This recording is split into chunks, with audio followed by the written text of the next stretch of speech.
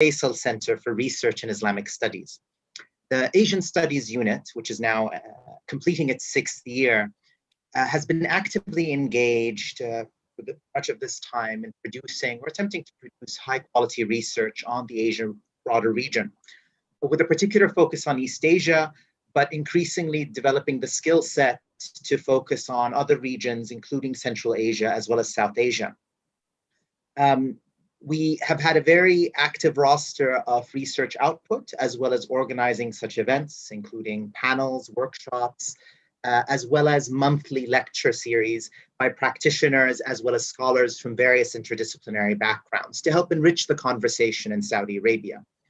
Today's event, which the organization of which has been overseen by our colleague, Umar Karim, is an extremely timely subject given the current developments happening in Afghanistan. And we're very much honored to have with us 3 speakers who will share with us their insights and wisdom on this topic, dealing with the developments there on the one hand, and on the other, the potential role that Saudi Arabia, as well as Gulf states, could play in positively bringing about an outcome that benefits all parties involved. We are very much honored to have with us His Excellency, Ambassador Saeed Jalal Karim, who his educational background includes attending the Franco-Afghan School in Kabul, the Istiqlal High School, and after which, the completion of which he had gone to Saudi Arabia and migrated and settled there for a while before procuring a degree in engineering, physics, and Arabic at the King Fahd University of Petroleum and Minerals. He later also studied at the Beirut Arab University from the Faculty of Law and Political Science. He was also an entrepreneur for an extended period of time, opening many successful companies in Saudi Arabia and the United Arab Emirates. He was involved as a mediator in Pakistan and Afghanistan throughout the 1990s. And in 1997, he even secured the release of 10 Iranian hostages as a result of talks with the Taliban regime. He was also the Afghan ambassador to the Kingdom of Saudi Arabia from 2016 through 2020. We also are very much honored to have with us Dr. Eleanor Zeno, who is the country director of Afghanistan of the Konrad Adenauer Foundation. She formerly served as a senior research associate at the German Institute for Global and Area Studies and a project coordinator with Konrad Adenauer Foundation in Riyadh. She has also been a former visiting fellow at the King Faisal Center for Research in Islamic Studies, where she conducted her PhD research regarding Saudi Arabia and Iran's Iraq policies in the post-Gulf War era. She's speaking to us from Kabul. And lastly, we also have Kamal Allam, who is a senior research fellow at the Atlantic Council in Washington, D.C., and also a fellow at the Royal Geographic Society, where he's finishing up a book project on the Syrian war. He's a board member of the Masoud Foundation in Afghanistan and also acts as an advisor to the Jalal Afghan Foundation, which has more than 24 schools in Afghanistan, tackling the issue of primary and secondary education to conflict-ridden areas in Afghanistan's rural provinces. From 2015 to 2019, he was a fellow at the Royal United Services Institute, RUSI, and previously he was the Syrian-Afghan advisor to General Lord David Richards, the Chief of Defense Staff of the British Armed Forces. I would like to again reiterate our welcome to all of the guests, and I will now hand over control to the moderator of the event, Umar Karim. Please, the floor is yours. Thank you so much, Dr. Muhammad, and thank you so much to all the honorable speakers for giving us time to have a debate on this very important theater at this time. We know that the current Afghan political scene is undergoing very rapid developments since the United States reached a negotiated deal with the Taliban regime. And since then, we have seen, although there were negotiations between the Taliban and the Afghan government, but there have been some hiccups in this engagement. And we have seen the Taliban actually trying to make their moves on ground rather than on the negotiating table. And all of this has clearly had an impact on the security situation within Afghanistan. And now we are also dealt with a specter of an increased role for non-state actors and non-state actors with private militias. And on one hand, the Taliban, of course, they are asserting their own agenda through their force on ground. And the Afghan government, of course, is trying to battle out these new challenges for the Afghan state. So I will not take any more time, and I will directly go to His Excellency Ambassador Sayyid Jalal Karim. And Ambassador, the floor is yours. Please enlighten us with your views on the current situation as well as on how Saudi Arabia can link up with Afghanistan and promote peace and stability. Thank you. Bismillah ar-Rahman ar-Rahim. I would like to take this opportunity to thank King Faisal Research Center for Islamic Studies for inviting me and arranging such an important event at such an important time. I would also like to thank all the participants and the technical team for their theoretical support. And I would like to start my paper by the following points, just giving a preview about it.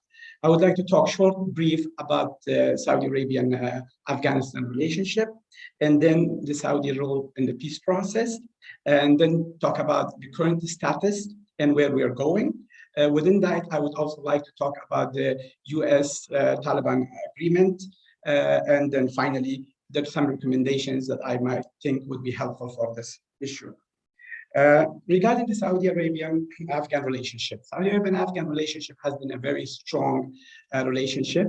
It started very, very early 19th century, where Afghanistan was one of the first countries, actually was the first Islamic country recognizing the Kingdom of Saudi Arabia.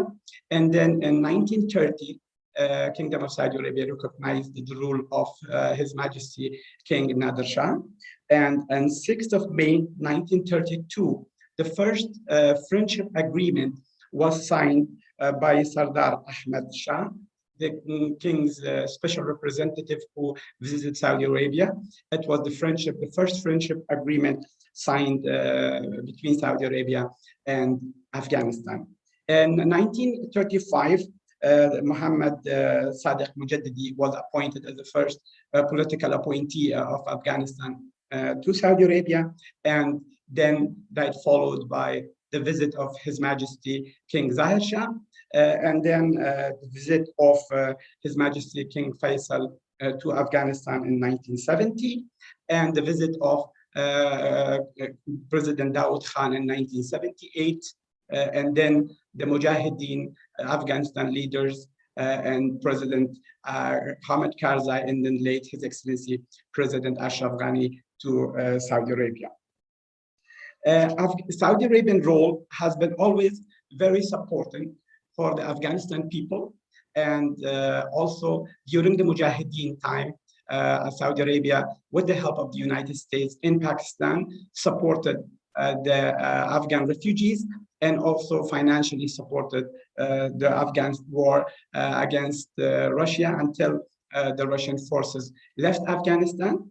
And then, of course, we know that after leaving the Russian left Afghanistan, the Mujahideen among themselves went into a civil war, and Saudi Arabia, after that, along with Pakistan and UAE, was one of the countries who recognized the actual government of Taliban, which was conquering at that time 90% of Afghanistan, and Kabul, the capital of Afghanistan. And the Saudi Arabian relationship with the Emirate of Afghanistan ended during the 9/11 attack, and the accusations of Al-Qaeda and Daesh and other terrorist organizations taking Afghanistan as a base against other countries, being Saudi Arabia and other countries. Now, I would like to now come to the Saudi Arabian role in the peace efforts. It is very, very maybe rare that we would know that this effort of Saudi Arabian peace started for the first time in 1955 during His Majesty King Saud's time, where His Majesty, there was some incidents between Pakistan and Afghanistan, At that time, His Majesty King Saud sent Prince Musa'ad bin Abdurrahman, his representative to Afghanistan, where met with both Afghanistan and Pakistan government representatives and reduced the tension between Afghanistan and Pakistan at that time. Then, during the civil war of Afghanistan, 1993, His Majesty King Fahd took the initiative of gathering the Afghan Mujahideen leaders, and His Royal Highness Prince Turki Faisal at that time, upon the instruction of His Majesty, did a very, very important job of having the conference in Saudi Arabia, where all the Afghan leaders attended it and a peace accord was signed. But unfortunately, that peace accord did not continue very much. And again, the war between the Afghan faction started back in Afghanistan. An important point that we should always mention, that Saudi Arabia does not have any geopolitical interests in Afghanistan. Saudi Arabia has always looked at Afghanistan as a brother Islamic country, as a friend, and supporting Afghanistan as a Muslim country without having any other intentions of having any kind of religious or ethnic kind of background of influence in Afghanistan. So that is a very important point, because that allows Saudi Arabia to be always at one footage, at the same side of all Afghans, whether being Pashtuns, Tajiks, Uzbeks, Hazaras. They will always look to Saudi Arabia as the leader of the Islamic world because of his support during the Mujahideen time and also during the past 20 years for the reconstruction of Afghanistan. Now, I would like to now take us to the current situation in Afghanistan. The current situation is not very helpful, and we can see that both parties, the Emirat and the government of Afghanistan, have escalated military, political, and media war against each other. Now, this effort is not in the benefit of peace, and in fact, it will hurt all the peace efforts that is being made currently by different countries and different parties around the world. We are actually starting to lose hope, where we have from both sides accusations regarding the civilian casualties, and such casualties are very, very concerning to all of us and the international community. The government of Afghanistan is blaming Afghan neighbors for fueling the war, and the neighbors and the international community would like to see a new government through negotiations, which will be all inclusive and is accepted by all Afghans, Taliban, the political leaders, and the government of Afghanistan. But till date, His Excellency President Ashraf Ghani has not accepted such an offer which is being made. And also, we know that a conference was held very recently in Rome, where United States and Europe and China, Russia, all the Afghanistan major players, for the first time in almost more than 20 or 30 years, have all agreed that the only way for bringing peace to Afghanistan would be a new government, an all-inclusive government that should be formed so that all Afghans see themselves in that. Now, we can see that there are military advances by the Taliban momentarily, which can change while the government is actually also trying to arm civilians under the name of public uprisings. Now, this is becoming a concern because Taliban trying to force their way for taking over the major cities or Kabul, and at the same time, a government trying to, making new militias for fight in Afghanistan will be a concern to the international community. The government of Afghanistan and Taliban should both know that the war is not going to be a solution to this issue. The Taliban should always think that if they go ahead and take Afghanistan by force, it will have a long-term consequences and might take the country to a very long civil war. At the same time, the Afghan government should realize that its prescription of peace by proposing early elections under the patronage of the current government and offering of some power sharing to the Taliban will not bring peace and will prolong the suffering of the Afghan civilians, as this solution has been refused for the past 20 years. Also, creating new militias and arming the civilian population to fight against Taliban will increase the chaos, as the international community has paid billions of dollars under the DDR program to collect weapons previously. So the government coalition inside Afghanistan also is very fragile. Most of the politicians' visions for peace is not in accordance to what the government of Afghanistan wants. They mostly support the international community's efforts in bringing a peace. Now, I would also like to talk today about the U.S. Usmarat Agreement, which was signed, which was negotiated for almost 2 years and signed. Now, this was a very, very important agreement because during the almost two-year period of negotiation between the Emirat, Taliban, and the United States government, all different departments of both parties was involved: the intelligence, the military, the political divisions, and they did agree on a very important issue, which is the red line for terrorism.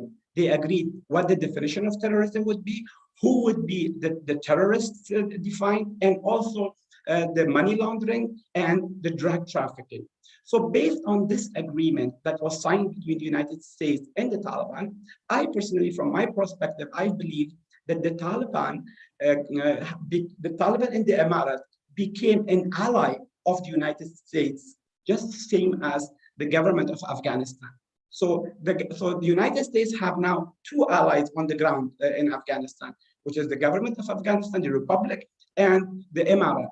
The only thing is that now the difference is that how to get these two teams working together for bringing peace in Afghanistan. So I would like to come and talk a little bit about the negotiations between the two parties, where it's going right now. We have the Republic team and the Emirat team. What does the Republic offers and what the Taliban is asking for? The Republic is offering the inclusion of the Taliban in the government, in the current government, by sharing power in some ministries and maybe some governorships and some other departments, and including some of the Taliban's military power within the military apparatus of Afghanistan. At the same time, they're asking for an immediate ceasefire, and they're asking for a lawyer jirga for some changes in the constitution of Afghanistan. And President is proposing early elections so that the new leader of Afghanistan is chosen. President has even given a time limit of 6 months or even 1 year for that.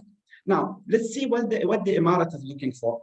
The Emirat is looking for the formation of a new Islamic government, changes in the constitution, and the resignation of the current government and agreeing on the formation of a new government, and then ceasefire. So according to the current status, as we can see, I do not see that they are very close together, because President Ashraf Ghani has clearly stated that he is not ready to accept leaving the government and transferring the power to another government except through an election. While the Taliban and some Afghanistan political leaders, and then also international community, is asking the president that no, there should be negotiations on a new government, interim government, and that government should be leading by a new team, and all the Taliban, the government, and the Afghan politicians should be inclusive. So all Afghans should see themselves within this government so that we can see peace in Afghanistan. Now, finally, the most important issue right now, when the American forces leave completely at Afghanistan, Afghanistan is left with its neighbors, okay, which are playing a very instrumental role, will be playing an instrumental role in Afghanistan, peace or war.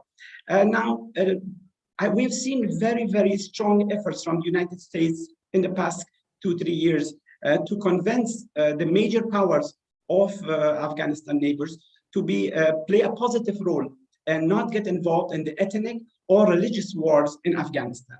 And we are very happy to see that Russia, China, Uzbekistan, Turkmenistan, Tajikistan, and even Iran, until today, has not been involved directly in this current war, between the Taliban and Afghanistan. And also, of course, Pakistan has been now very much involved in the peace process. And very lately, Prime Minister Imran Khan made an invitation of all Afghanistan political leaders and some other Afghan governments to gather in Pakistan and have a one idea and one picture of Afghanistan peace. So Afghanistan neighbors' involvement in peace in Afghanistan is very, very important. The international community should help Afghanistan and its neighbors that they do not get involved in the current battle. So staying away from the battle and being, being completely looking at the whole picture, not at one-sided, will be fruitful for the long term of peace in Afghanistan. Now, some of the Afghanistan neighbors, for example, Iran, might be concerned of a more influential role of Saudi Arabia or the Gulf countries in the peace process of Afghanistan. From my point of view, because maybe they think that Saudi Arabia is looking for geopolitical or religious or ethnic kind of influence, but that is not the case, because Saudi Arabia is not at all looking at Afghanistan from a geopolitical interest kind of position. Why? Because Saudi Arabia does not have a border of 1,000 kilometers with Afghanistan. Saudi Arabia does not have $2 to $2.5 billion of economical interests with Afghanistan. It's only 60 million Saudi riyals. Also, we can see that more than 20,000 Afghani university students are studying in Iran. More than 200,000 Afghan students studying in high schools in Iran. And more than 2 million Afghans are living in Iran, comparing to 150,000 living in Saudi Arabia. So whatever Saudi Arabia does in Afghanistan, it will be only to support an Islamic nation and to help the Afghan people to get away from the suffering of war and famine and the poverty that we are currently looking. And we can see that in the past couple of years, Saudi Arabia has supported Afghanistan for more than 900 million Saudi riyals of development funds through the Saudi Development Fund, which we are very grateful for Saudi Arabia doing that. So this can show you that Saudi Arabia's approach to Afghanistan will not be an approach of influence, because the Afghanistan government always Saudi Arabia respects each other based on sovereignty. And finally, I would like to come to some recommendations regarding the current status and how we can go ahead and see a lasting peace in Afghanistan. First of all international economical help in Afghanistan should be subjected to the progress in peace process by both parties. This is very important. That will put pressure on both parties to really look at Afghanistan's future and getting along together with each other for building Afghanistan. The second is Afghanistan neighbors should refrain from fueling ethnic or religious war and keep an equal distance from all parties and avoid to get involved in the battle. That's very, very important. Number three, Saudi Arabia and the international community should help in reducing tension between Afghanistan and Pakistan, as Pakistan's role in bringing peace in Afghanistan is very important. Saudi Arabian relationship with Pakistan is very, very good. Saudi Arabian relationship with Afghanistan government is very good. Therefore, it will be important for Saudi Arabia and can play a good role in reducing this gap. Also, in order for Saudi Arabia to play an instrumental role with other Gulf countries in future of peace in Afghanistan, it is important that the international community and Pakistan and other friendly countries engage Saudi Arabia and find ways to work with the Taliban, because it's important that Saudi Arabia works with both sides of the equation. You will not be able to provide peace process mediation if you do not have good relationship with both parties. And you see, I know that they are seeing both of them from one side, from one eye, but it is important for Saudi Arabia to get engaged with both the government of Afghanistan and the Taliban in order for any future involvement of Saudi Arabia in the peace process. Now, the future government of Afghanistan should guarantee that Afghanistan, alongside the international community, shall fight international terrorism, Daesh, Al-Qaeda, and all other organizations, and will not allow Afghanistan's soil to be based for any activity against any country. That's very, very important. We need such assurances from the Taliban, from the current government, from the politicians, and everybody. And if Afghanistan needs also, Afghanistan politicians and all parties need to sacrifice the government, the President Ashraf Ghani, the Taliban, and Afghan politicians to reach an agreement on an all-inclusive government, to share the power and to have full respect for human rights, women's rights, and the rule of law, fight corruption, and to strengthen the democratic institutions and prepare the country for a transparent and fair election so that Afghans can choose their future leader. Also, the international community should support Afghanistan reconstruction and its fight against terrorism, drug trafficking, and not leave Afghanistan alone to fight its own battles. Finally, it is important that the international community should consolidate its efforts for bringing peace to Afghanistan to avoid overlap of efforts by individual countries. All countries involved can play an instrumental role in achieving peace if efforts are consolidated.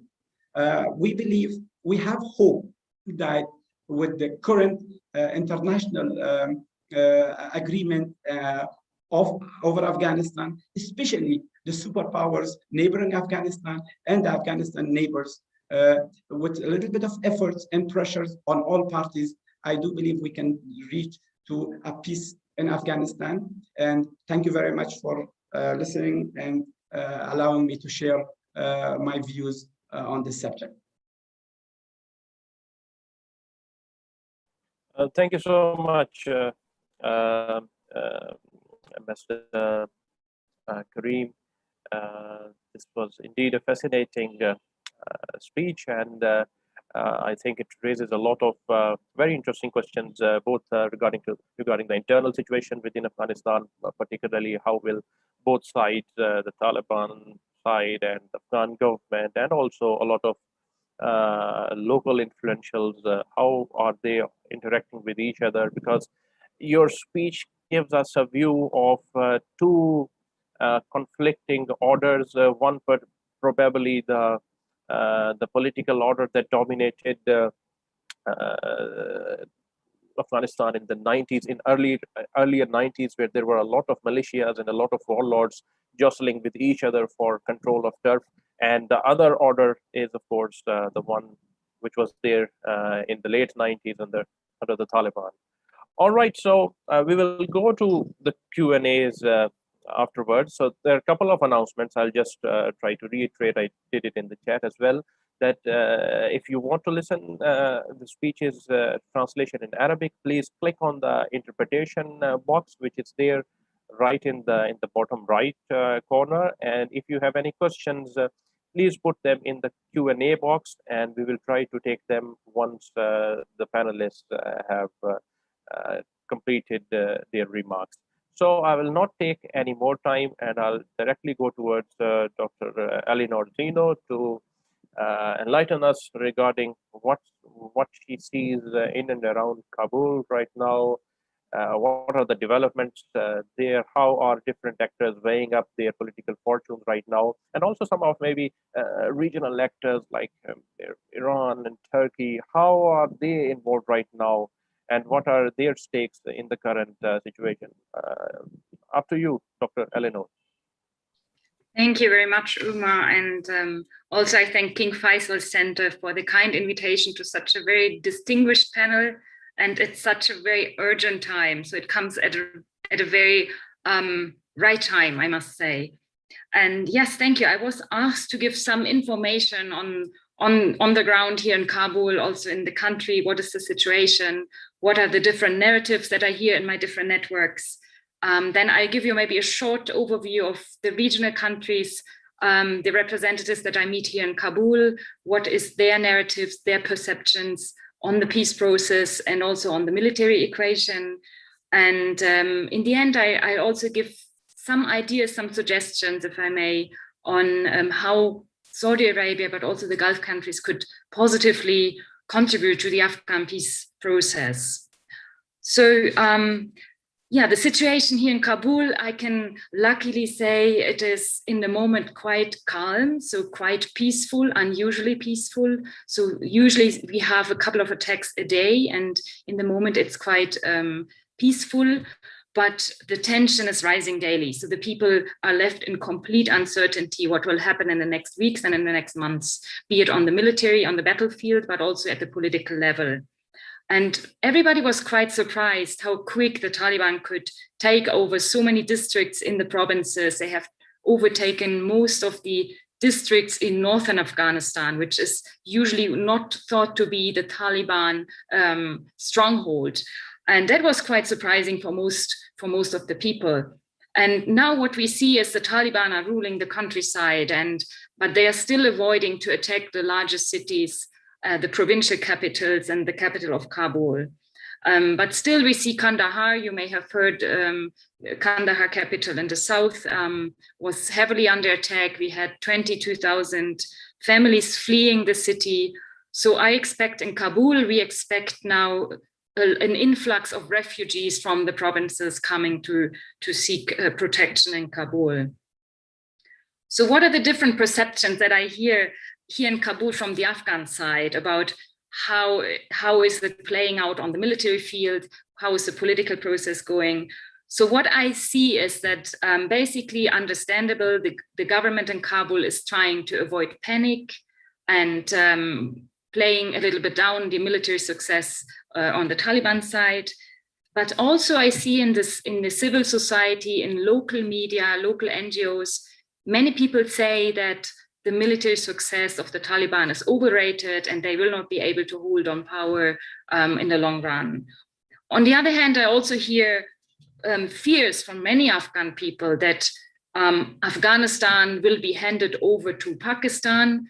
That's the narrative, like we have heard the narrative in Iraq when the US has withdrawn that Iraq was handed over to Iran. So we hear the same kind of narrative also in the Afghan community, and that is one of the fears. My scenario or outlook that I make, and I make only short-term outlooks because nobody here can plan or foresee anything long-term.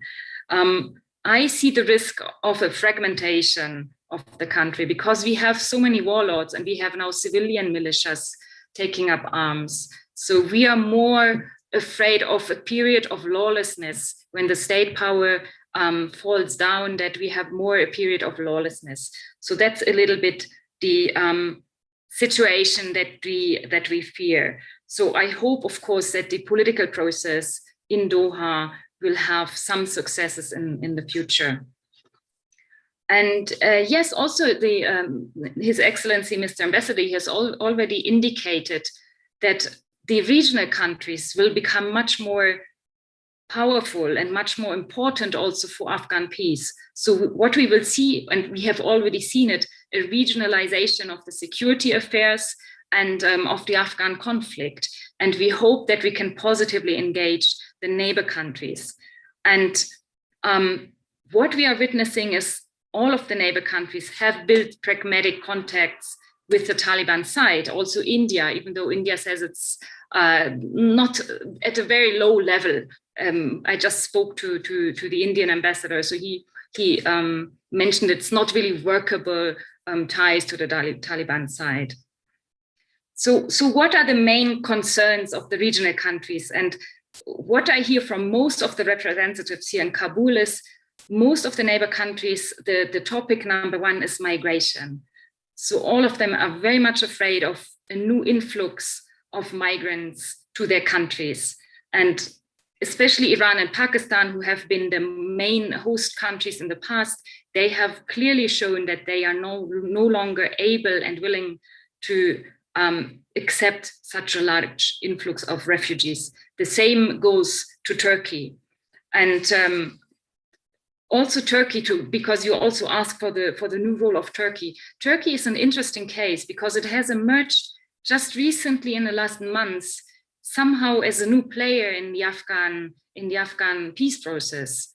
So it was proposed for a host to host the Istanbul conference, which was just cancelled on short notice. But we have also seen military agreements, also confidentially months ago, between Turkey and the Afghan government about security guarantees.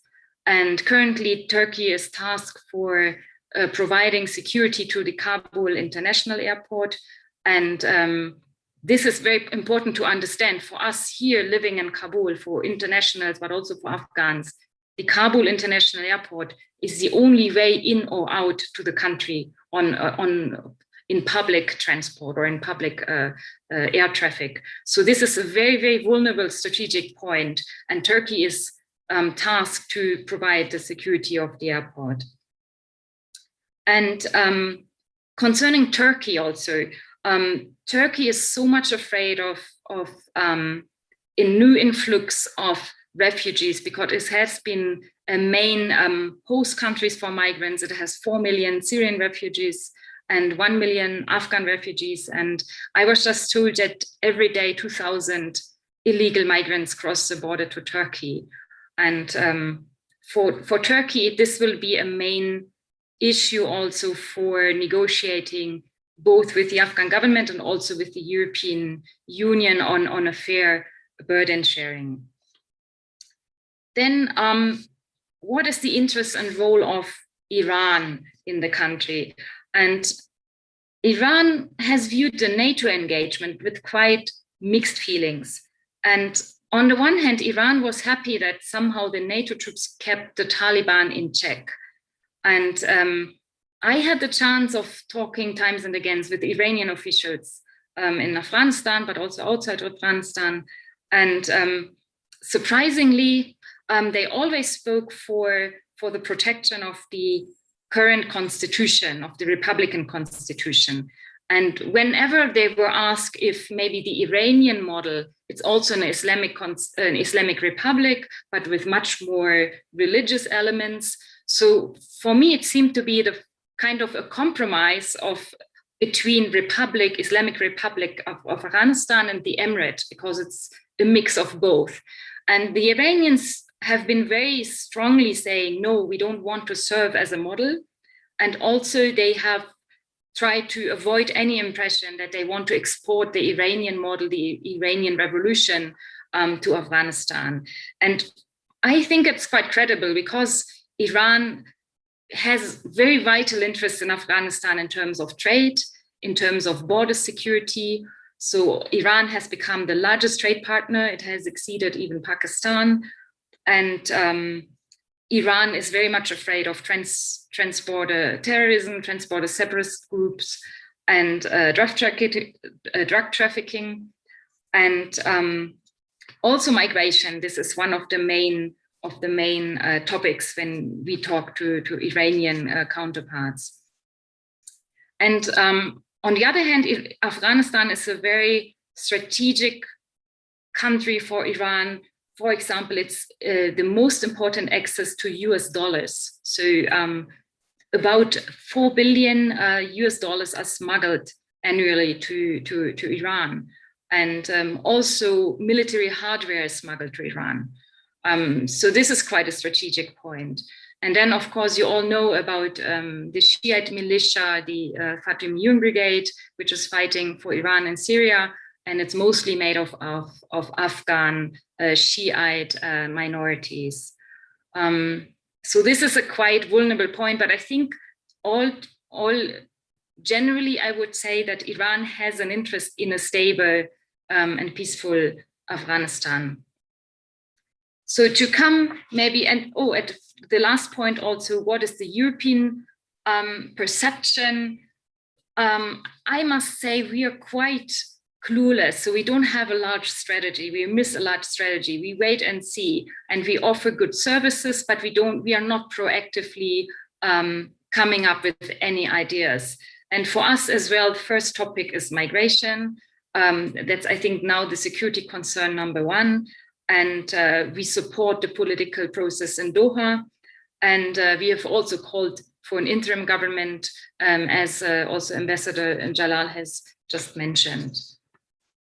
So last but not least, I wanted just to give some ideas on how maybe the Gulf countries, the Muslim countries, and Saudi Arabia can positively contribute to the Afghan peace process.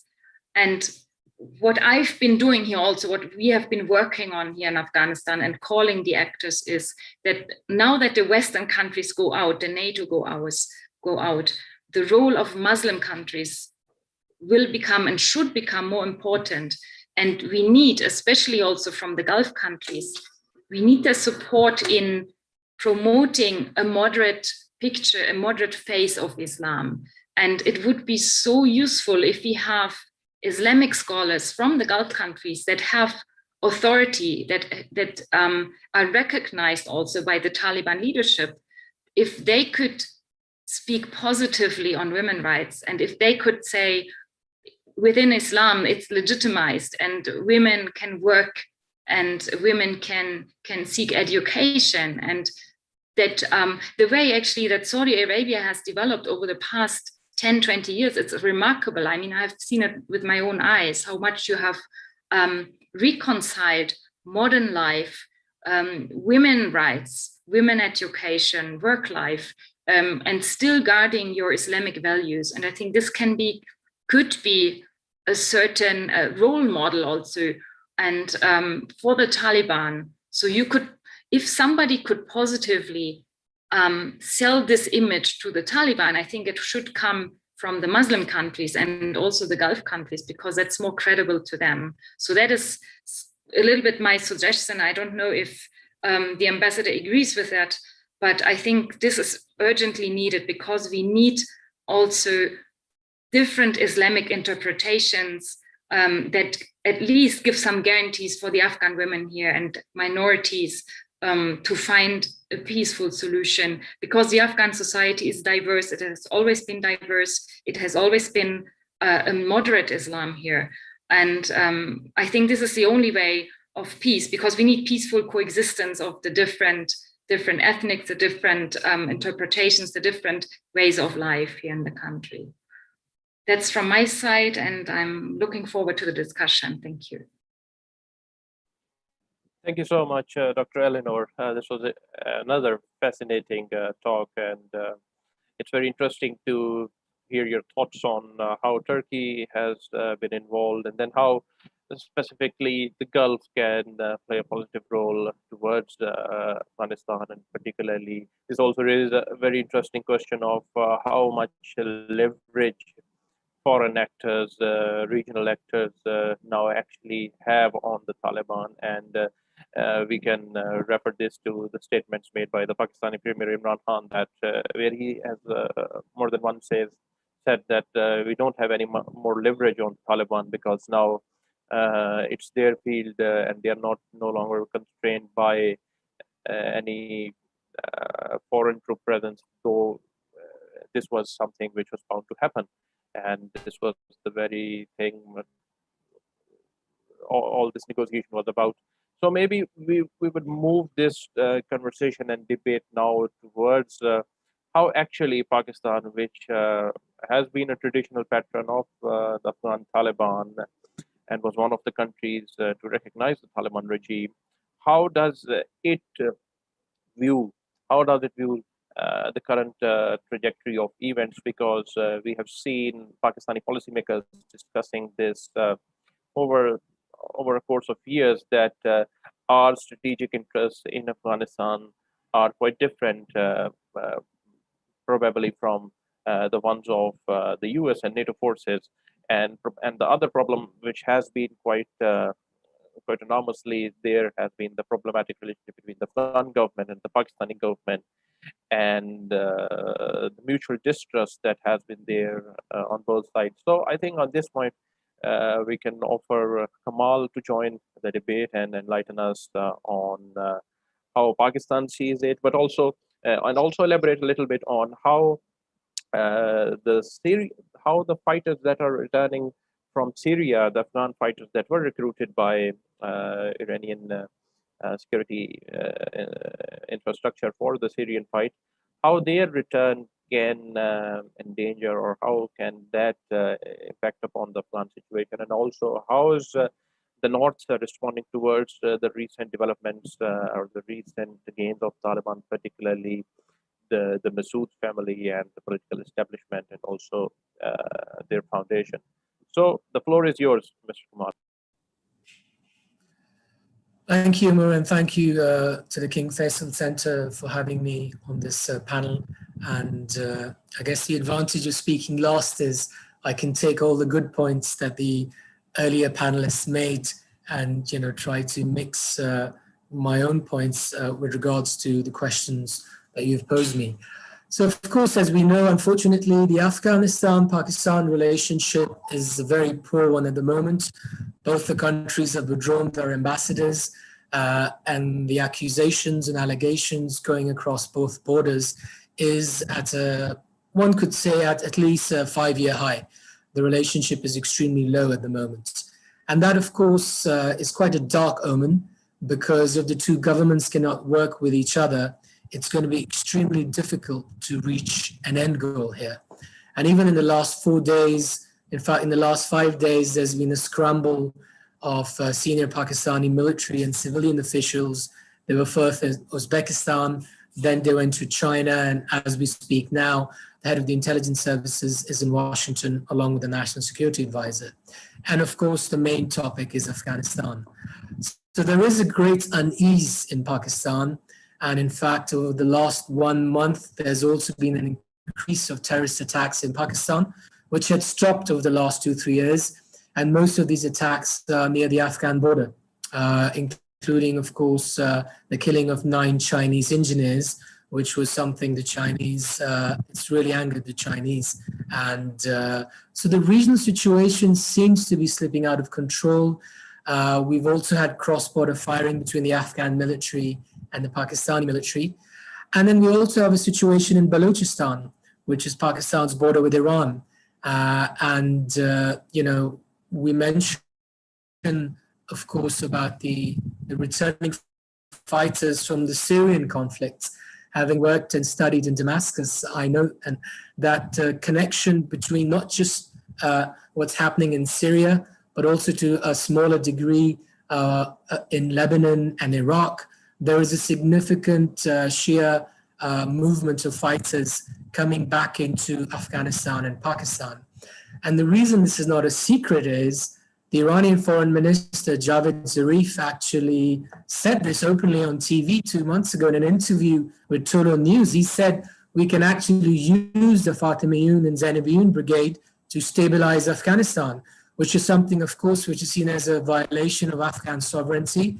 And the Afghan National Security Advisor, Hamidullah Mohib, immediately made an official complaint against Iran and said that, you can't just talk like this. But goes to show you, this is what's happening overtly. What happens covertly, of course, is a different situation. One should also not forget, and Umar, I know yourself, you've written about this at RUSI last year when the head of the new IRGC, Ismail Khani, when he took over after Soleimani's assassination.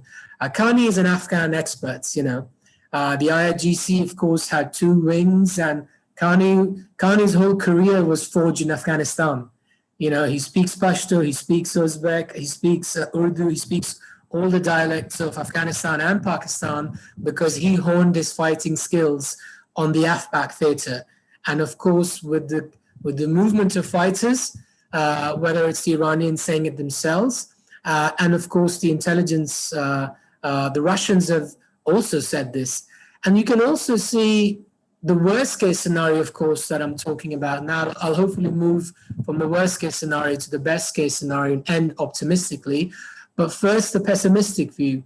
And the pessimistic view is that you also have a few fighters from the northwest of Syria, Idlib, that are also being transported into northern Afghanistan. And you asked me about the north of Afghanistan. Since I work with the Masood family, I can tell you that if you look at the fighting in the north of Afghanistan, just above Panjshir and Badakhshan, the corridor near the Chinese border, it's not a surprise that the Chinese have taken an interest, because we have Uyghur fighters. These are Uyghur militant fighters who are relocating from Syria into Afghanistan. And last week, the head of the Chinese intelligence was in Damascus, along with the Chinese foreign minister.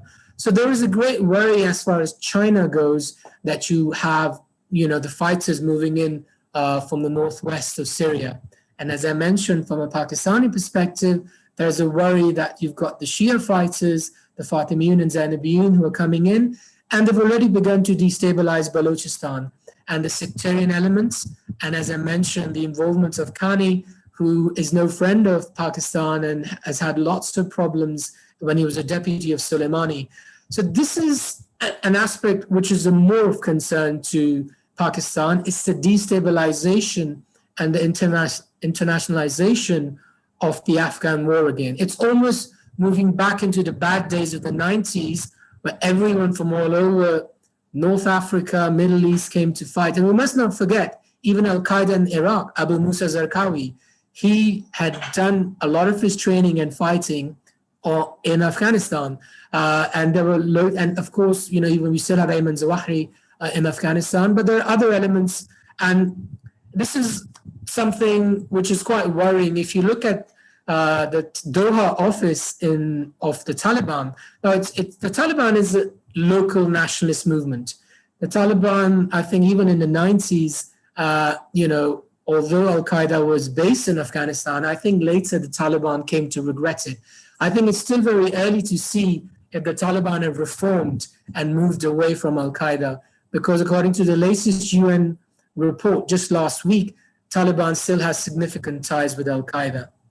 And this is where the Doha office comes in, because you have two elements of the Syrian Al-Qaeda affiliated groups in Idlib, which have been talking to the Taliban in Doha. So is there any kind of movement, because the entrance of Turkey, now it's not a surprise, and this has been reported in the Turkish press, it's also been reported in Al Arabiya, that the Turks are shifting fighters from the northwest into Afghanistan. And Biden and Erdogan have done a deal, and this has been reported even by the head of the Turkish opposition, Kemal Kılıçdaroğlu. He has said that Erdogan is trying to perhaps use this. He's trying to do what he did in Libya, whereby you first take fighters from Syria into Libya, or earlier, and now they might be coming into Afghanistan. And it's not a surprise that most of the Uyghur fighters were based in Idlib. So there is this security element, which is of great concern to Pakistan. And I think we've heard the Pakistani Prime Minister yesterday on PBS NewsHour. Imran Khan made it clear that Pakistan has done all it could, whether the world will always blame Pakistan, even if the toilet doesn't flush in Kabul, they say the ISI is behind it. So, that's something Pakistan have now got accustomed to. But again, talking about the north of Afghanistan, all the northern leaders, if you look at the top Tajik leaders, you also look at the top Uzbek leaders, also the Hazara leaders, they've all come into Islamabad, and the Pakistanis have made it clear that they are no longer having any favorites with regards to the political process. With regards to the Taliban, of course, it's not a secret that there is a historical link to Pakistan, which is undeniable. And and this is the very leverage which the Americans used to sign the Doha peace deal. Here, I think, as the ambassador, Mr. Jalal said, the Saudi role, and I think no one knows this better than Saudi Arabia, that in the 90s, all the Mujahideen leaders were taken to Mecca, in fact, and I think from a Saudi perspective, perhaps it's, once bitten, twice shy, that the Saudis tried their best to stabilize the situation, have all the Afghan factions over in the late 80s, but also in the mid 90s. And unfortunately, the Afghans, even though in the holy city of Mecca, they promised they would stop the fighting, but next week they return to Afghanistan and start killing each other. So this is the element of the intra-Afghan dialogue. And Dr. Eleanor very wisely, just a few minutes ago, mentioned that the potential positive role of Saudi Arabia from a theological perspective. and also the great change that we've seen in Saudi Arabia, the evolution of, the society, but also a gradual shift of, how to reform, and using theology to say that a modern society with a tribal background and the importance of Islam is synonymous with modernity. So you don't have a conflict between religion and a society moving forward economically, and also from an education perspective, but also from a gender perspective. And this is something which the Saudis could put pressure on they've already hosted the Afghan ulama last year and the year before the pandemic. They had the top Afghan and Pakistani ulama come to Saudi to talk about, that if you're going to use the religion card, as the Taliban do, on everything it's about Islam. So they said the NATO forces were an occupying force, so it's our Islamic duty to fight. Now the Taliban are even threatening Turkey and are saying if the Turks continue to stay in Afghanistan, that will also be seen as un-Islamic, So I think what Turkey does, perhaps it's bitten off more than it can chew. There's definitely a deal with the Americans. The Russian intelligence has been saying for 2 years that fighters are coming with the Turkish and American alliance into the north. And that's why if you look at how quickly the north fell, some of these groups are potentially, and this is where we must differentiate between the ideological Taliban and your $10 a day Taliban. Your $10 a day Taliban could be a franchise just like your McDonald's, KFC, and Burger King. One day he's ISIS, one day he's Taliban, one day he's Al Qaeda, on the third day he's fighting for drugs. And that element of the unfortunate 4-year decade war, where you have the warlords and the drug lords, your guns for hire. And I think this is why the political process is very important. As His Excellency pointed out, the Saudis have a historic role in even calming down the Afghan and Pakistan issues going back to the 1950s with His Royal Highness King Saud, because there's been an element where, as we all know, Afghanistan was the only country in 1947 which refused to recognize Pakistan. So there have been a border issue between Pakistan and Afghanistan for 70 years. That's a reality. And the Saudis have played a positive role in calming tensions between Pakistan and Afghanistan. And perhaps Afghanistan is no longer a priority for Saudi Arabia because, as I mentioned, the Saudis, with all the best intentions, tried to stabilize Afghanistan. And unfortunately, the Afghans went back to fighting. So I think from a Saudi perspective, also, if you look at the security situation in Iraq, in Yemen, and the Iranian involvement, potentially because of security, and we had the Saudi foreign minister in Islamabad yesterday on a very important visit in Afghanistan was brought up, and the Saudi-Pakistani joint statement was that we're on the same page when it comes to Afghanistan. And of course, Pakistan and Saudi Arabia have a historic more than 7-decade relationship, which, despite what my people say, it's almost untouched and unrelated to what the media hype might. It doesn't matter what government's in there. That relationship is solid. And I think, again, for bilateral relations, Afghanistan will come in. So I'd like to perhaps end there and say that the regional nature of this war is increasing now. And what I mean by that is and again, Dr. Eleanor touched upon this, if NATO, the US and the West is, let's say, leaving, inverted commas, and with the increasing role of China, as I mentioned, the Chinese intelligence delegation to Damascus and then the Pakistani intelligence delegation to Beijing 2 days after that, there is a concern that there's going to be a spillover of fighters and there are various countries involved in this and that could further destabilize not just Pakistan and Afghanistan, but going back to the Levant and the Gulf. So I'll end there and look forward to the questions. Thank you. Thank you so much, Kamal. This was another fascinating an insightful conversation. I'll not waste any more time, and I'll just go straight to a couple of questions that I have figured out from these very interesting presentations. And my question to Ambassador, I will just roll out all the questions to three speakers, and then you can answer it respectively. So my question to Ambassador Jalal is that we have seen Taliban delegations going to Russia, going to China, going to Iran. Do you think there is a sort of a soft acceptance of the Taliban and their newfound presence on ground by Afghanistan's neighbors? And what does that mean for the Afghan government, particularly when a majority of Afghan Afghanistan's border crossings are now being controlled by the Taliban? So effectively, the Afghan government remains a sort of landlocked within its own country. And what do you think, ordinary Afghans, where do they lie in this power game? And you mentioned about the possibility of convening a Loya Jirga.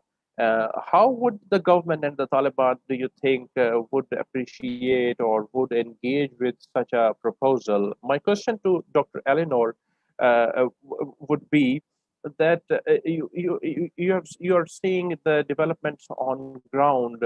What do you think? How are the, let's say, non-president government factions within Afghanistan, particularly the northern factions, different, and we also say different northern factions, the Tajiks, the Uzbeks, the Hazaras, and of course the ones in Herat. How are they seeing these Taliban advances, and is there any chance of an engagement or sort of talks with the Taliban, or now they think that we have to fight it on the ground itself against the Taliban? And don't you, and as you suggested that you foresee fragmentation, how would such fragmentation impact upon the state institutions and structures of the Afghan government? And my question to Kamal, as one of our attendees put it, how much do you think the Taliban have changed over the time? How much are they pragmatic? How much are they, you can say, revisionary in their own theological doctrines? And specifically, do you also think that there is a shift of Taliban from Pakistan, and they are more accommodative towards other regional actors? And lastly, how would you phrase their relationship with Iran right now? All right, from Ambassador Jalal, please, can you answer? Thank you very much. I'll address your first question, which is the traveling of the Taliban delegations to different countries. I personally believe that Taliban started at very early stages looking at their relationship with important countries. They started very early with their relationship with China. They managed to secure that relationship a couple of years ago and have a very good, stable relationship more than 6-7 years ago with China. Later on, of course, Russia was very important for them. When Russian foreign minister requested the conference in Moscow, if you remember, Afghanistan government refused to attend that, and the Taliban was very, very happily, they answered, yes, we will attend. So they did give Russia a consensus, okay? So they involved Russia and they made them, and they were involved. And so Taliban very, very cleverly played a very, very good political diplomacy at the beginning. And then lately, when the foreign minister of Iran invited both parties for direct talks, we know that Taliban has been refusing this to many other countries. So then again, they went and they accepted at a very short period of time. So they did give another concession to the Iranian government, showing them that they would, be able to listen to suggestions and any other comments from Iran. So overall, I think the United States of America had played a very important role in other than the Iran, arranging this issue for the Taliban, giving the Taliban the green light after signing the Doha Agreement with them, and also working even with India. Khalilzad went to India a couple of times, and tried to ease up that relationship between the Taliban and India. So politically, they have been very, very much involved, and I think they've been very successful in that. So and that is the reason that currently the government of Afghanistan is now accusing, instead of making the relationship better with its neighbors, now that's accusing all of the neighbors of supporting Taliban, or being more pivoting toward the Taliban. Now, how does the ordinary Afghans look at the issue of the advances, or what is happening on the ground? Now, the Afghans have been, facing famine, corruption, security issues, all these issues in the past 30 years. They would like to see an end to this problem, and they would like to see at least their freedoms, being secured. Whether that's being done by the Taliban, that's being done by the government, they want an end to all of this. So a lot of Afghans, politicians, and the technocrats, and the young generation, they are looking for a peace deal, and they would like to see a change in the government. All Afghans that I have talked to, from the top leaders of the politicians, they would like to see a change. They would like to see President Ashraf Ghani and his team to go ahead, get an agreement, and if they have to leave and come with another team, people would like to see that. Now, going to your other question, which is Loya Jirga.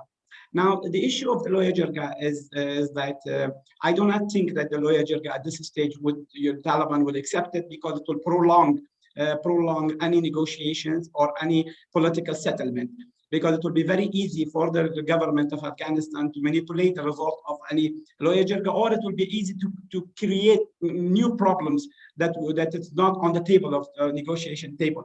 So the best solution at this stage, is the direct negotiation between the parties, and the pressure, international pressure on both sides and from the neighbors to reach to a solution. Thank you. Thank you so much. Dr. Eleanor? Yes, thank you so much.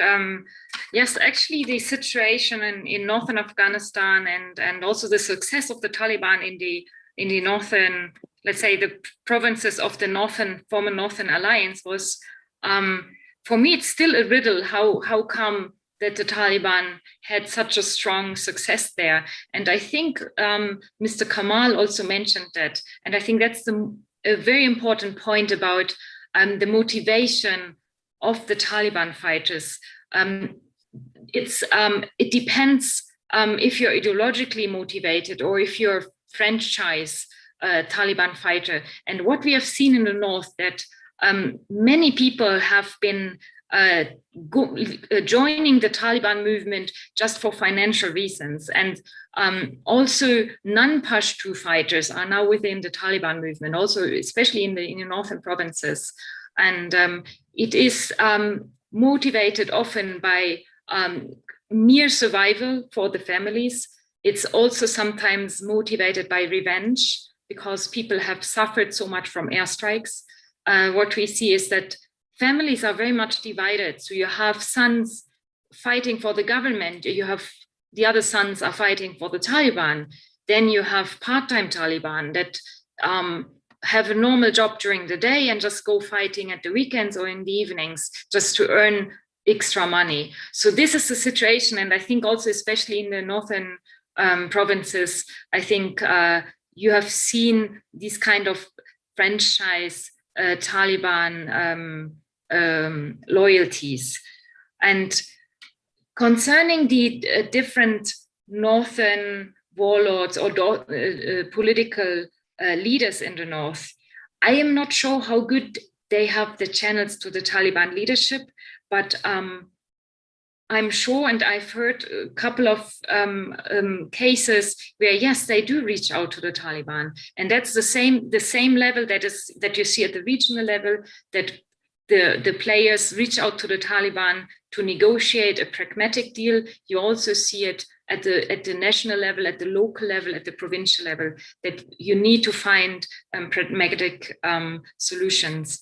But the situation, as I hear also from many provinces, from Badakhshan or also Herat in the west, is people in the districts now, they are the loyalties are switching day by day. So one day the districts are under Taliban rule and they imply their Sharia rule, and next day you're under government. So sometimes people, when they call or when they tell me, they don't know, today I'm under Emirate, tomorrow I'm under Republic. So that is the situation in the north, and it's quite fluid, and it's still not clear if this military success, how long-term this will be and how stable this will be. So that is, for me, it's a big question mark, and I still have no, for me, I still have no clear answer on that. And yes, and another point I also wanted to make on, especially on the northern provinces and the eastern provinces, what we witness is a clear radicalization also of the young people, also sometimes urban middle class. And for them, Taliban is no longer attractive. Taliban is old school. They are attracted by young jihadi groups, transnational jihadi groups, be it pro-Al-Qaeda, be it ISKP, Daesh, and all these jihadi groups. For them, this is much more attractive because they are both disappointed with the Taliban and also with the current Afghan government. They have been marginalized, they see no future, they feel they have been abandoned. And this is another trend that I see also, especially in the northern provinces. Thank you. Thank you, Dr. Eleanor. Can you pitch in? Sure, I'll take your question about the, I think it's too early to talk about or really know how reformed the Taliban are. As I mentioned, you've got the Doha Taliban, but then you have the ground military commanders. The ones in Doha have been living their comfortable lives for 5 years, getting $10,000 a month, hanging out in SUVs. They're no longer the fighters, whilst the guys on the ground who've been fighting, they potentially have different views. So whilst the Doha Taliban are giving interviews and traveling to China, traveling to Russia, and they, speak good English, they can give savvy interviews, they've hired a lobbying and the PR firm as well. So they're saying all the right things, which especially with regards to women's rights, TV, media, tolerance. They're saying we won't take the cities by force. But when you look at some of the disturbing videos and pictures coming from the ground in the last few weeks, those are completely contradictory to the statements coming out of Doha. And one could argue, as I say, that there's also a nickname for the Doha Taliban, like the Gucci Taliban. They're wearing branded $5,000 sunglasses. Can they really speak to the guy who has fought hard in Kandahar against what is seen as a corrupt local governance, whether it's in the south or the east? So that detachment of reality from the grounds all the way to Doha, and what is the real reform is yet to be seen. A very prominent Afghan comedian was assassinated yesterday, and this was condemned, and the poor guy had done nothing wrong.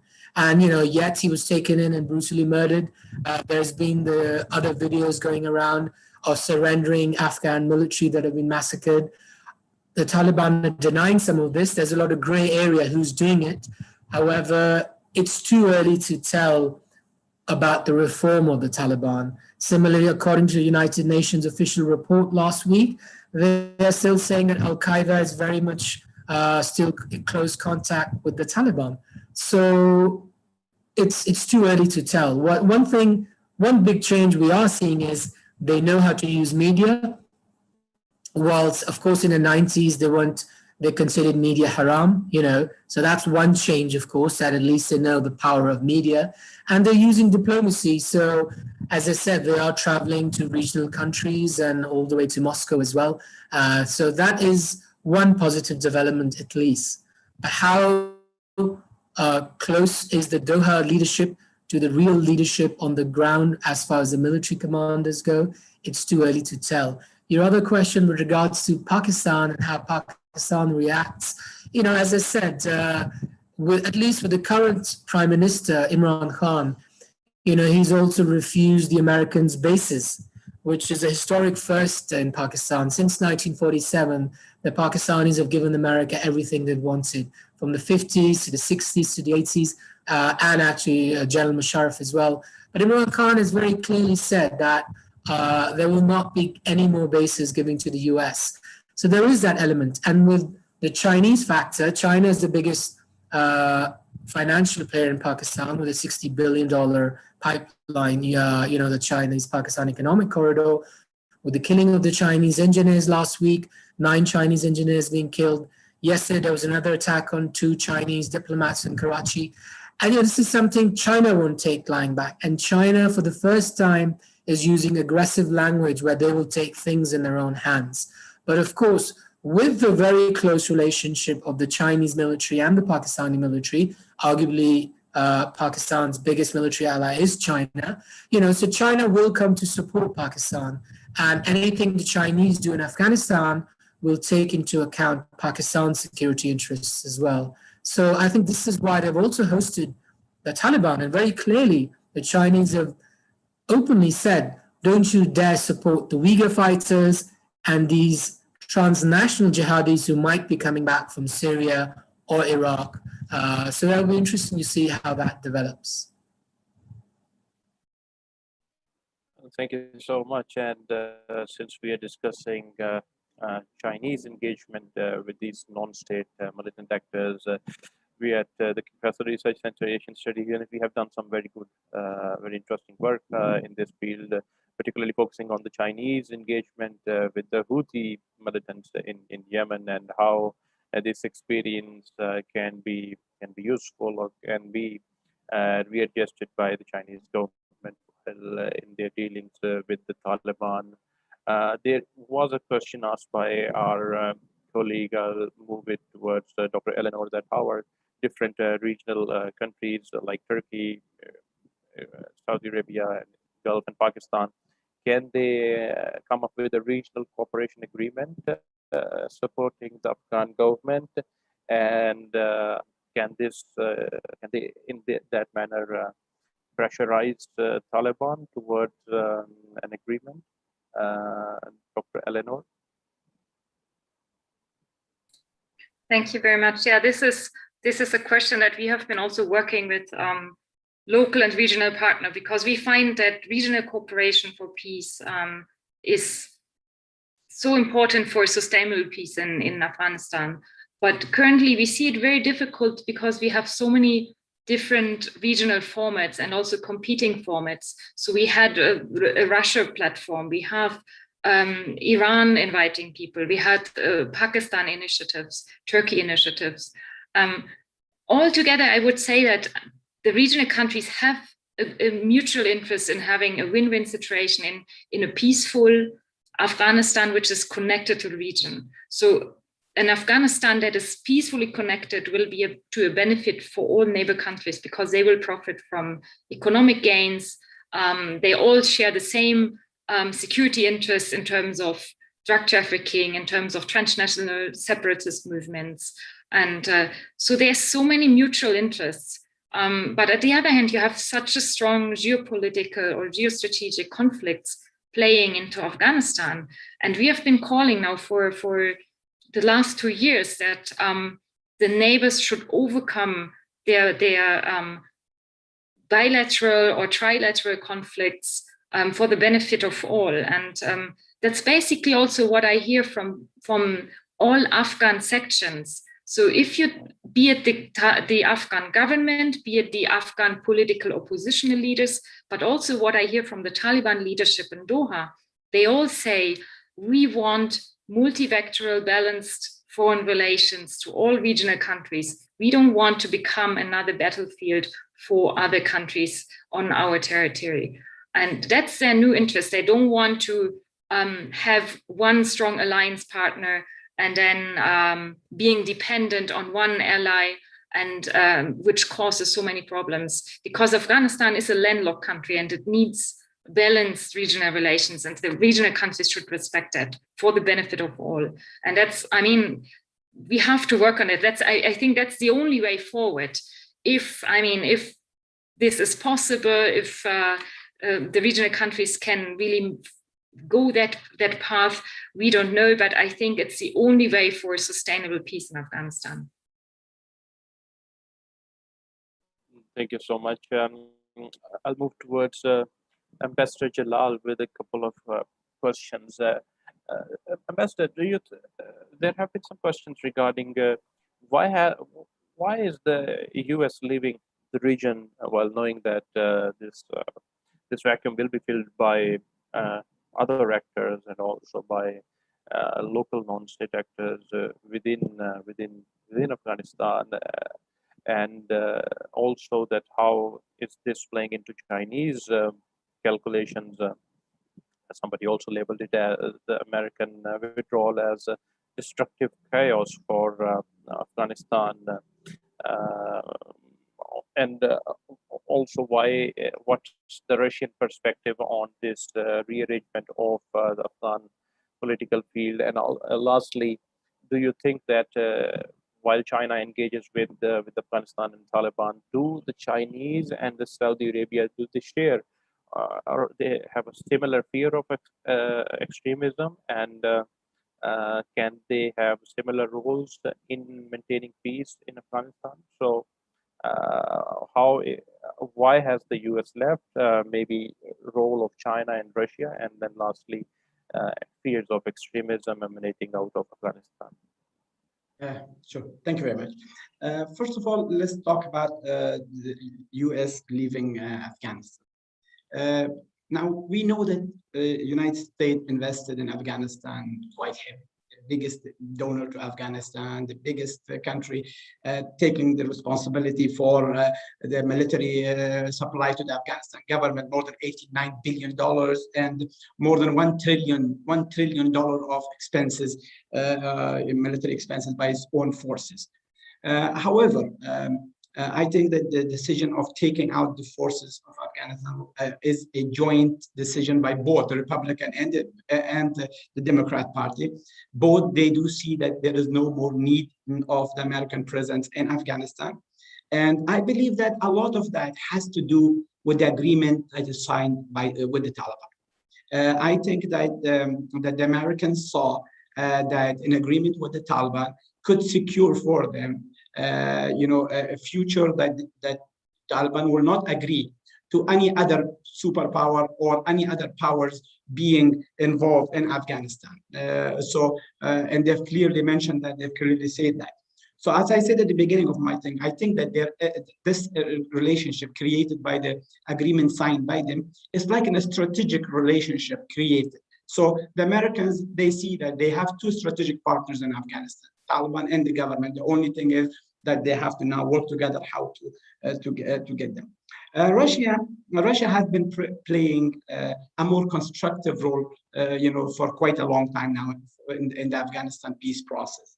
They have taken, they have laid back, in spite of the fact that President Ghani and Atmar Moheb has repeatedly visited Russia and tried to engage Russia in the Afghanistan politics militarily.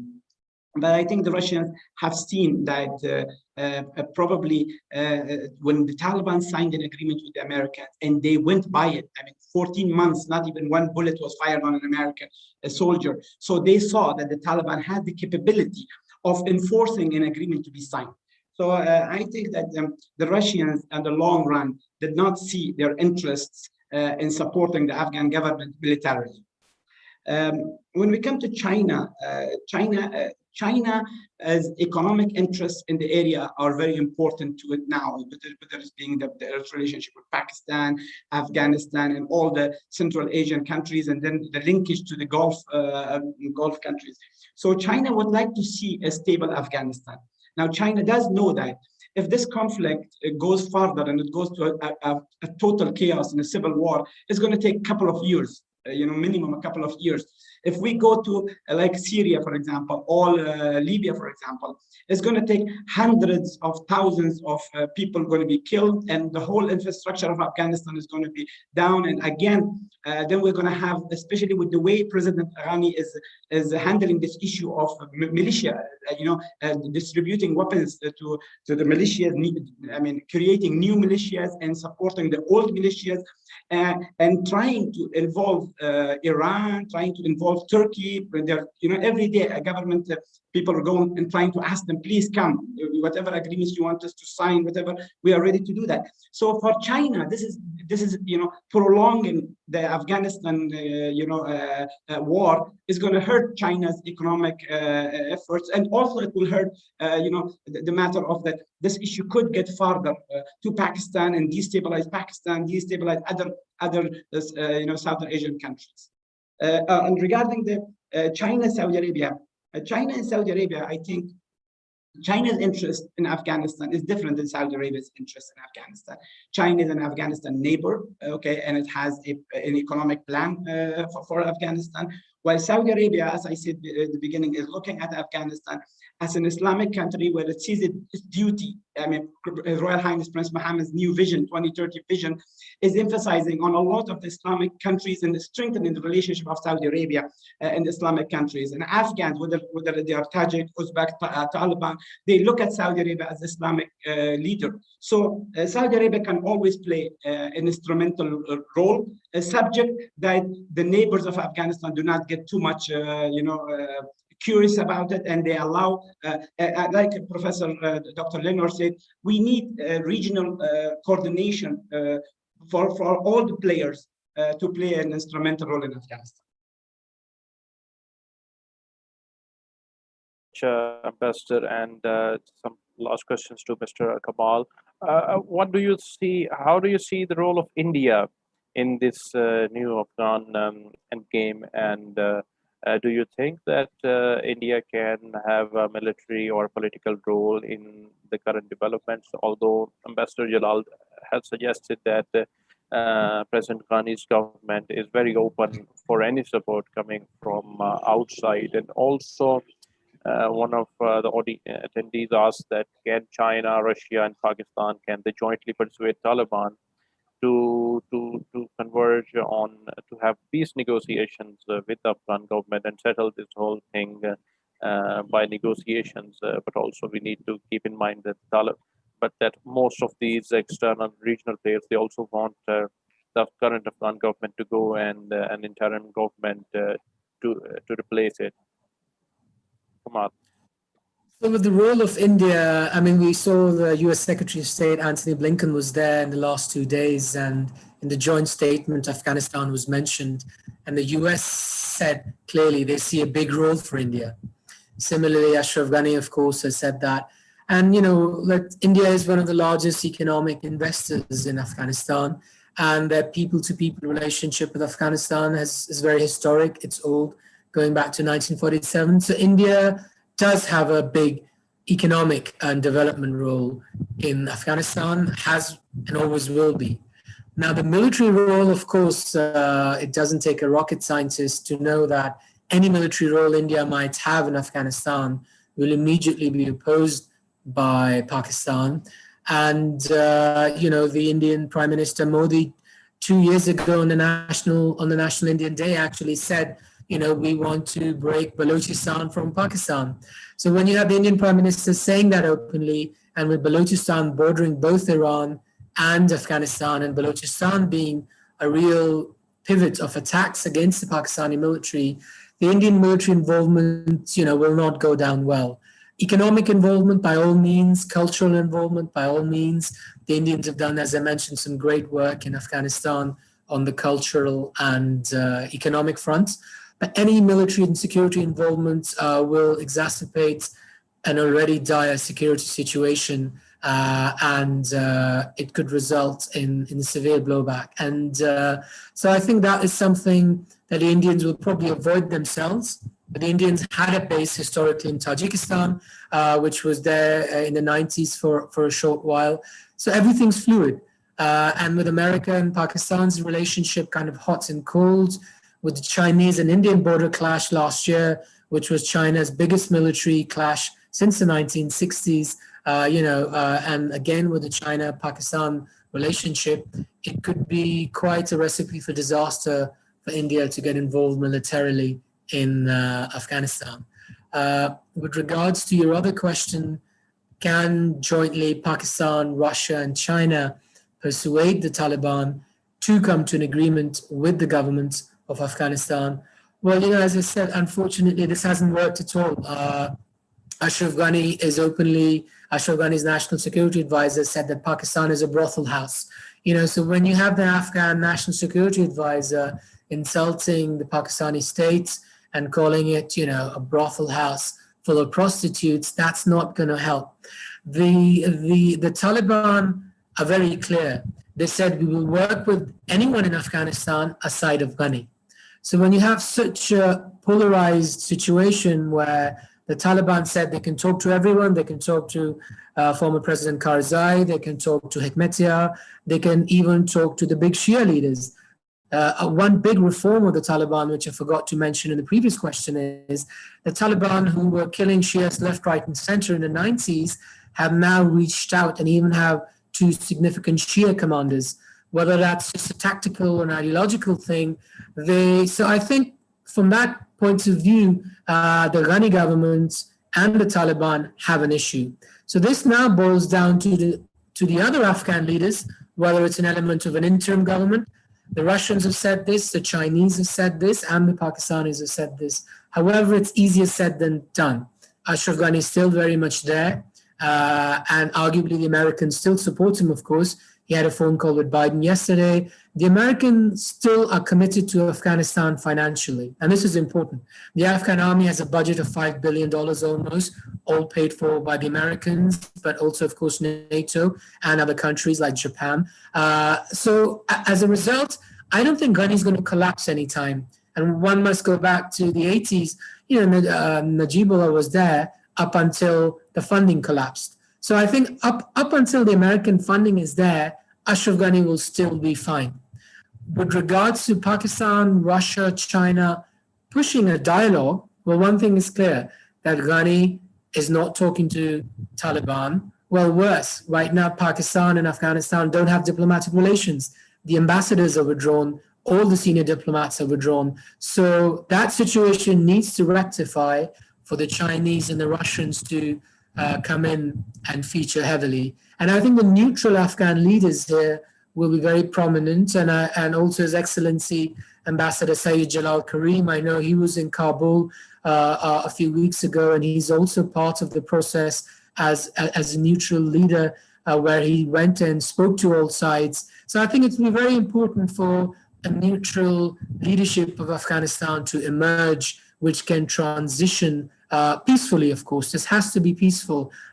This cannot be by the military might. And this is where Russia, China, Pakistan can have a good influence. Even Turkey. I mentioned Turkey earlier, but Turkey, well, let's not forget that Turkey was heading NATO forces in 2005-06. And even now, the most successful NATO country to stabilize Afghanistan has been Turkey. So the role of Turkey as part of NATO, rather than following the Syria policy, will be very positive. Thank you so much, Kamal. It has been an honor to moderate this extremely knowledgeable and insightful session. Thank you so much, Ambassador Sayyid Jalal Karim, for giving us your time and your very, very important and precious comments. Thank you so much, Dr. Eleanor, for giving us your precious time. Thank you so much, Mr. Kamal, for your time and your insightful comments. And I would like to end this by pointing out that actually the center and our center's leadership under the Highness Prince Turki Al Faisal, he has a great relationship with Afghanistan, and probably if a neutral broker, we are looking for a neutral broker, probably Prince Turki can be the ideal person who can connect with all Afghan sides and can be such a personality. Again, thank you so much for the audience, for your patience, and for your interesting questions. And we say you goodbye, and we will hopefully meet you soon in some other event of the Asia Studies unit of the King Faisal Research Center for Islamic Studies. I say you bye-bye and a very good evening. Thank you. Thank you very much. Thank you. Thank you very much.